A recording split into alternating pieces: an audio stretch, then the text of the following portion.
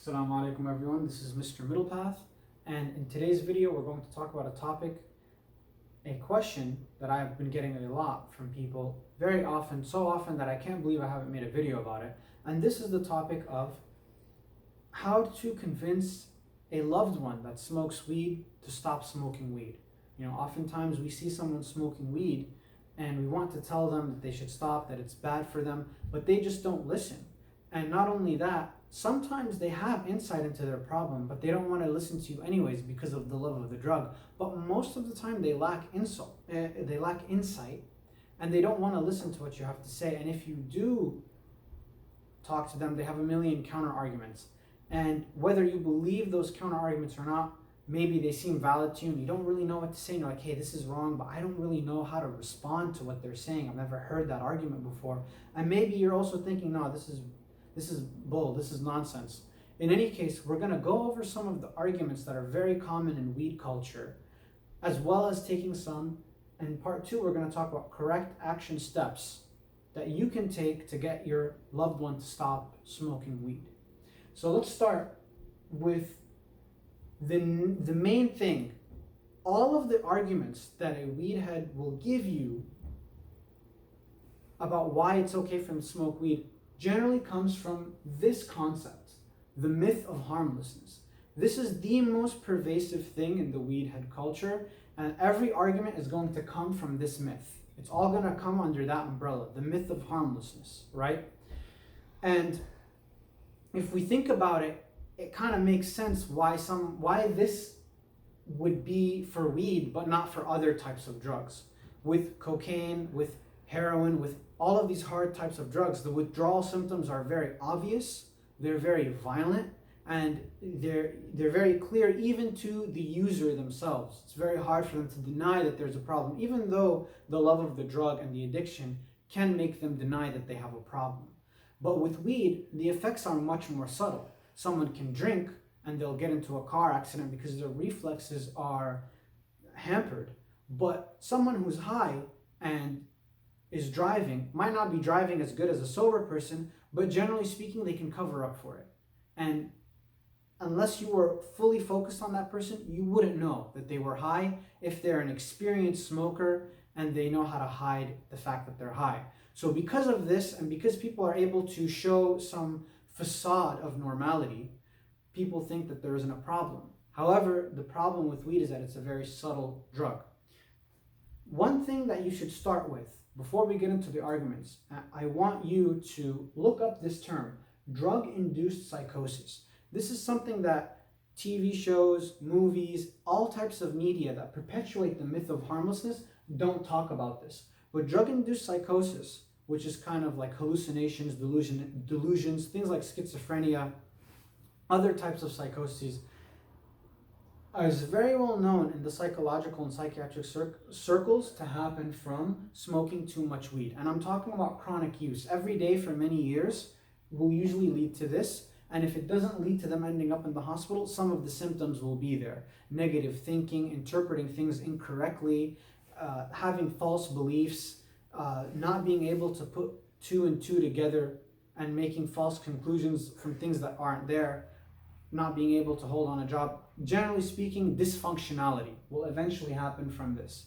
And weed heads, this is something that is not known to people outside of the weed head culture, but weed heads, a lot of them intuitively know something is wrong. And that's why they end up taking breaks. Sometimes they say the excuse is because they want to apply for a job. Other times there is no excuse and they just realize something is going on and they need to take a week or two off to regain a semblance of balance in their mind. And this happens quite often. Again, they don't always know the reason. They don't know about this term, drug-induced psychosis. I, myself, have witnessed two friends who have ended up in the psychiatric hospital because of smoking weed, as well as stressors in their life that, when you combine them together, makes them go off balance. And they're not quite there. Alhamdulillah, they've recovered now. But again, the consequences of those times is still there in their lives today, although they are functioning, alhamdulillah, now. And I myself have worked in a psychiatric hospital, and I have seen many patients come in that had this problem with drug-induced psychosis. So what I would like you to do is try and look in your area of a psychiatric hospital or a rehab clinic and ask them if you could take a tour. Maybe you can say that you know someone who wants to be a nurse or a doctor and you'd like to see what it's like in the day of a nurse or a doctor, or just say, hey, I know someone who is getting off of drugs, or I want them to get off of drugs. I was hoping I could take a tour just so I could see. Maybe the psychiatric hospital will say no. You'll probably have better luck with the rehab clinic. However, I want you to personally experience this and meet people who have gone through this drug-induced psychosis so you can know that the myth of harmlessness is a myth. After you do that, then you can take your loved one with you by force if necessary. And I'll get to that in a little bit. These are some of the arguments that we hear, all coming out of the myth of harmlessness. It's medicinal, man. People use it for medicine, so it's not that bad. It's natural. It's just a plant. How can a plant be bad? You know, scholars and religious authorities, academics, they're all living in the past. They don't know about the amazing benefits of weed and all the new research on medicine that's happened. Also, on the flip side, lawyers smoke it, doctors smoke it, really successful people smoke it. Hey, you know, Michael Phelps, Olympic swimming champion, he got caught smoking weed even. You know, there's so much bad stuff in coffee and in cigarettes and all these chemicals. Alcohol is legal. It's way worse than weed. You have sugars in the foods now and all these food additives.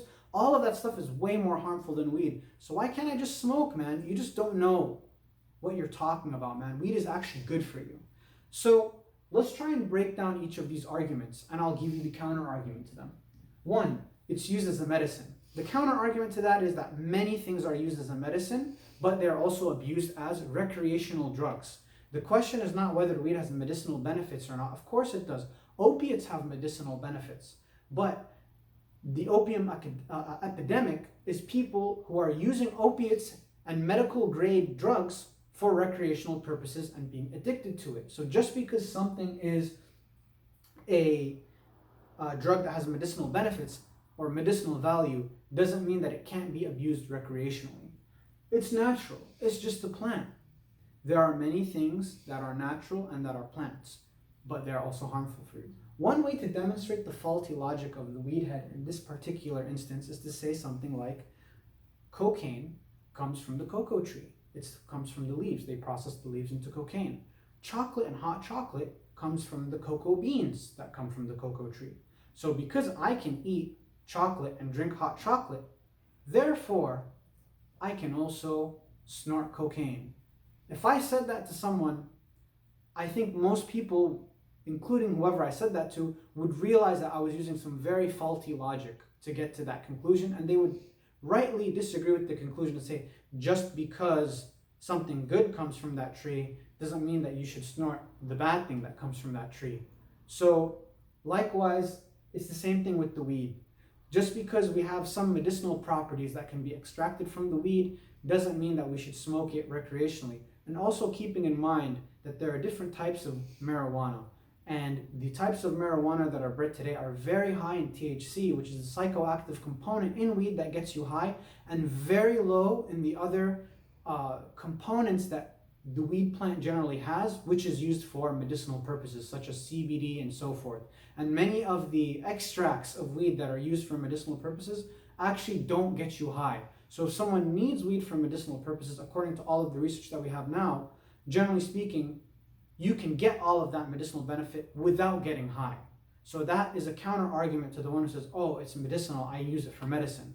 Second of all, because the THC and the psychoactive components are so high, it actually causes more anxiety and causes more stress than it does relieving stress and anxiety. And I go into extreme depth in another series that I have called Health Effects of Cannabis, Current Studies. And that was, I believe, current as of 2017. I don't know if those studies and that book has been updated yet, but I go over all of them in detail. Not all of the studies, but the umbrellas of those categories of studies. Excuse me. Next is scholars, religious stories, academics are living in the past. This is somewhat true that many of these people are not up to date on the new medicinal benefits of weed. However, the argument is, again, kind of faulty, because at the same time that they're saying that these people don't know what they're talking about, they're pointing to a different type of authority and they're saying, oh, lawyers smoke it and doctors smoke it, so what's the big deal? Even Michael Phelps smokes it. So here's the thing. Michael Phelps was caught smoking it in the off season, not while he was competing and not when he's supposed to be training. That was for him a party type of thing. And high level athletes are more likely to be doing performance enhancing drugs. Weed is not known as a performance enhancing drug. As a matter of fact, it's considered a performance decreasing drug. It does not enhance your performance. So these type of athletes, basketball players, football players, so forth, when they are caught smoking it, or when they do admit to smoking it, generally speaking, they admit to smoking it on the off season, right?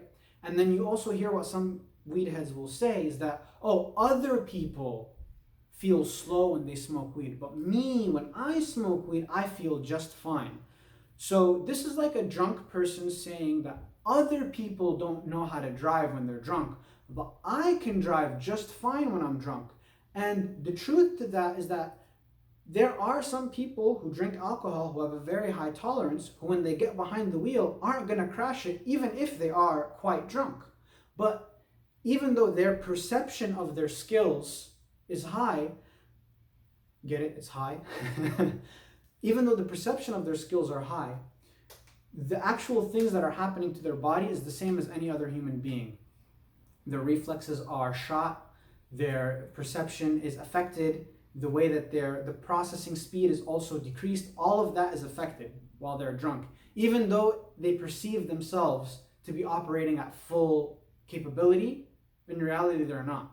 So the same thing with weed. Someone might perceive subjectively that they're operating at full capacity and that they're just fine with weed, but objectively, and there are many studies that show this, that they are using more of their brain to compensate. Someone who's not high and someone who's sober is going to use less brain power to get the same amount of work and same amount of output done.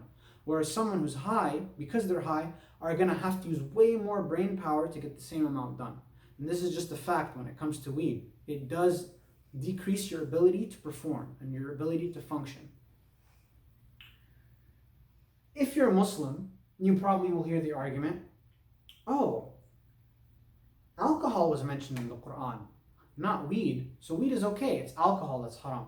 And a lot of Muslims actually say this. And the counter to that is the word khamr, which is used in the Quran, does mean alcohol, but it also means intoxicants. And this is what the scholars have agreed upon, that it also means intoxicants. So anything that intoxicates is impermissible, whether it is alcohol or opium or weed or something else. Anything that intoxicates is impermissible. Which brings me to my next point. People saying coffee is bad, cigarettes is bad, alcohol is bad. Of course these things are bad, right? Of course having sugar and additives in the food that affect your hormone levels and make men have women boobs and all of these weird things that are going on today that we see from corruption and from what these companies are doing to profit and putting all of this junk inside of the food. Of course that's bad for you. Of course people have internet addictions, and when you look at a screen it gives you a dopamine release. All of these things are bad for you. But again, this is kind of a distraction tactic which the weed head will use and be like, oh, look at all of these things in the dark forest here. Look at all of these trees. You have to focus back on the main point. Say, okay, I know that all of those trees are there, but I'm focusing on this right now. Like we said with the Islamic scholars saying that things were haram if they were considered intoxicants, coffee can be bad for you, absolutely. Cigarettes, we know, we have such a wealth of information about the harmful effects of cigarettes. But these things are bad for you, and these things are bad for you for different reasons than weed. If cigarettes are haram in Islam, it's because of the health consequences of smoking cigarettes. It's not because cigarettes intoxicate you. You don't get high off cigarettes. You don't get drunk off coffee. You do get high from smoking weed. So weed is haram because it's an intoxicant. If cigarettes are haram or any type of other harmful thing is haram, like this stuff, well, I'm not saying it is, but if it is, of course alcohol is haram, it's not a question, but let's take alcohol out because that goes against the point I'm trying to make. These things are haram, or if they are haram, it's because of the harmful effects, not because they are intoxicants. So we have someone mixing the arguments together, saying, look at all of these things that are bad for you. It's like, okay, I understand that they're bad for you, but just because they're bad for you doesn't mean that weed is okay. And just because it's worse than weed doesn't mean that weed is somehow okay. This is like someone saying that, well, at least I didn't kill anyone. I'm just doing insert random excuse here. And then they compare it with murder. So these are very poor arguments. But weed heads use these type of arguments. Again, it's coming from the myth of harmlessness.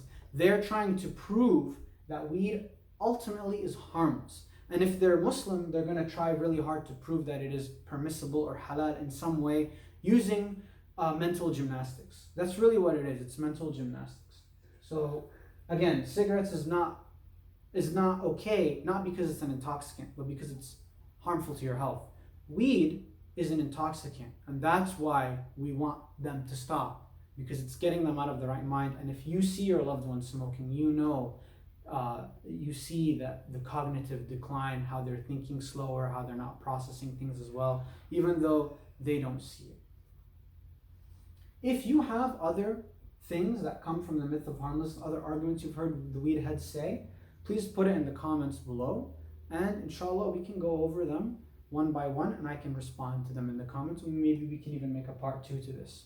Now, I want to go into the next part of this video, which is, okay, you've tried to talk to the person about weed, you've brought up all these logical arguments, and it's just not working. And that's the way of the world. Honestly, if people were going to be convinced by facts and logical evidences and truthful statements, if that was all it took to convince people to do the right thing, we wouldn't have this world that we live in right now. I just want to hone in on one point before I move in, is that the arguments that a lot of the weed heads bring are technically true, that it is a plant, that it is a medicine, that some of the people who talked about weed in the past didn't have all of the information correct. We can agree with the premises, but what we're disagreeing with is the conclusion. The conclusion is that therefore I can smoke weed, or therefore weed is harmless. That conclusion is false, even though some of the facts that they say about weed might be true. And this is usually what confuses the loved one who's hearing the weed person's arguments, is that they're mixing true facts with false conclusions. That's the best way I can put it. Now, inshallah, let's go to the next thing. 3 things that you need to understand when trying to get someone to stop smoking weed. Don't trust willpower, okay? You are their environment, and don't be enabling. Let's break it down. Usually when people want to stop doing a certain drug and they have the money and the will to do so, some people will go to a country where their drug of choice is completely illegal, either punishable by death, or it's just impossible to find because it just doesn't reach that area, or has long prison sentences, so you're not going to have drug dealers selling that type of drug. And they usually do that because they know that they can't trust their willpower. They know if they're in the environment, they're going to relapse. So like, I'm going to go to a completely different environment. And generally speaking, this kind of thing works. Because I'm not saying that people can't quit just off of willpower alone, or they can't quit just by themselves, but usually it takes a community effort. You need a lot of support to heal. Just like how they say it takes a village to raise a child, it also takes a community to help someone recover and to help someone go on the path to recovery. So, affecting the environment. You need to understand that you are the environment. The environment isn't just where they live, it's also the social environment. You are their environment. So you don't want to be an enabler. And to bring up this point, I've heard of, and I know of, parents that would rather have their kids smoke in their house. And the excuse that they use is that, oh, well, it's better that they smoke in the house because at least they're safe here. But if they go out there, I don't know who they're talking to. I don't know who they're getting their drugs from. I don't want anything to happen to them, so I'll just let them smoke here. And I understand that logic and that reasoning, but really what you're doing is you're being an enabler. You want to make it more difficult for them to smoke weed, not less difficult. And the reason for that is, generally speaking, drugs, not just weed, but drugs, affect your ability to make decisions.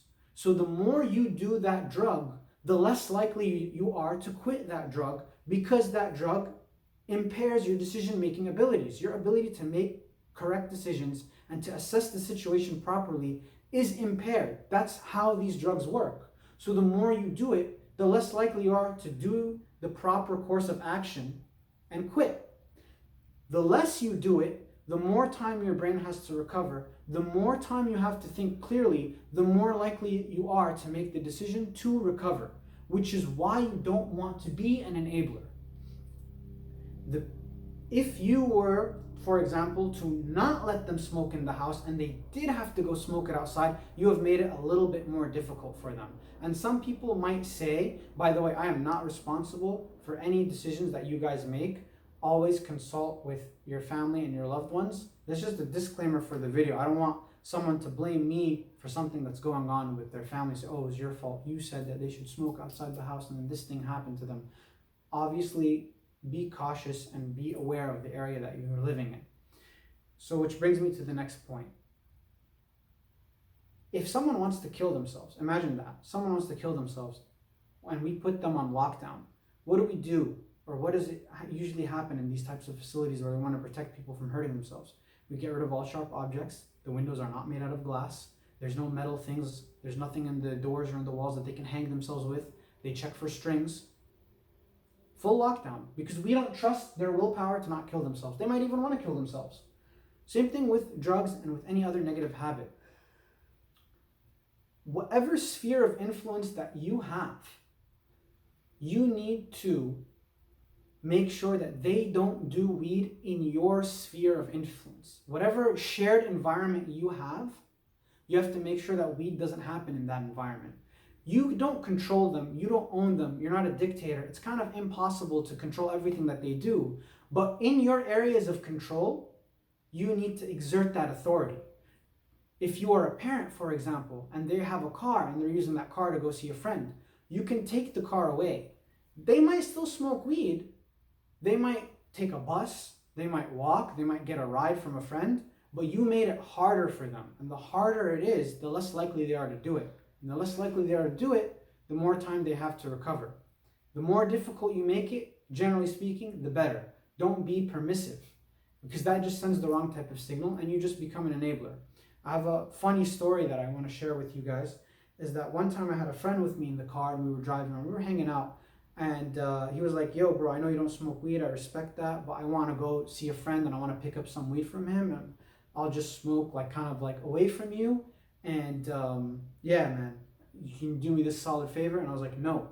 So we got mad. I got mad at him. He got mad at me. And then we fought each other. And because we were friends and I still cared about him, we made the agreement that we're not going to hit each other in the face. So at this time I was doing Thai boxing and he was out of shape, even though he used to be in great shape. And I beat him up pretty bad and he threw up and then he sat in the passenger seat and that was that. But now I'm not saying to beat up your loved one, but what I am saying is that you should not let their desire for weed or your desire to make them happy or you feeling bad for them make you do the wrong decision. My friend that day probably went and smoked anyways with a different friend, but I made it harder for him. And the point is that if he had multiple people enabling him, one less enabler is a good thing. 2 less enablers is a great thing. If he has 0 enablers, he probably wouldn't even have been able to smoke. So that's why we don't trust willpower and we make sure that the environment is solid and pure and supportive. Now, obviously, we want to use things like lockdown with caution. If you have a family member who just smoked once or twice and they're still experimenting, maybe it's better to talk to them first when you can still get through to them. But if you're seeing that things are starting to become a problem, then and you have the authority to go full lockdown, like you're a parent, then go full lockdown. If you are not a parent and you're a husband or a wife or a brother or someone that doesn't have complete authority, then at least in the areas that you do have authority, you should make them respect that. Like say, look, I can't stop you from doing it outside, but when you're here, you don't do it. And you have to be very firm in that, because ultimately they're going to see that as a space. Oh, I can't do it. Oh, I need to put on some red eye drops or at least pretend that I'm not high when I'm around that person or they're going to get mad. What does this force them to do? Be very aware. What does this force them to do? It forces them to use their brain It forces them to act like they're not high. It forces them to be aware. It forces them to use their mind. Weed slows people down and it makes them kind of slow, kind of low. So when you're forcing them to think and to be on their feet and to have to kind of be aware of things that are going on, you're also trying to also force them into a state of wakefulness, recovery. They know that they can't do it on the home. They're going to do precautions. If they don't have that, they're just going to smoke weed more, and the problem is going to get worse. Because people that smoke don't just start smoking every single day just like that. It takes a while to get to this type of drug-induced psychosis, and it takes a while to get to that type of chronic use. And people, when they start smoking weed in the very beginning, usually don't experience any of the negative effects, or it's so subtle that they can't notice it. So you want to start convincing them from very early on, maybe take them to a visit so they can know that the myth of harmlessness isn't true. And if that's not working because khalas, they're just sucked into the lifestyle, then you have to do your best to change the environment, because you, the loved one, are the environment. I hope that helps and I hope that makes sense. If you have any questions, please leave it in the comments below. If I missed out on anything, or if something didn't make sense or you need clarification, you can send me an email at mrmiddlepath@gmail.com. I know that when I talk about things like this, it's going to generate a lot of discussion. So feel free to leave a comment, like, and subscribe if you think that this was helpful. Jazakallah khair. Peace out. Assalamu alaikum.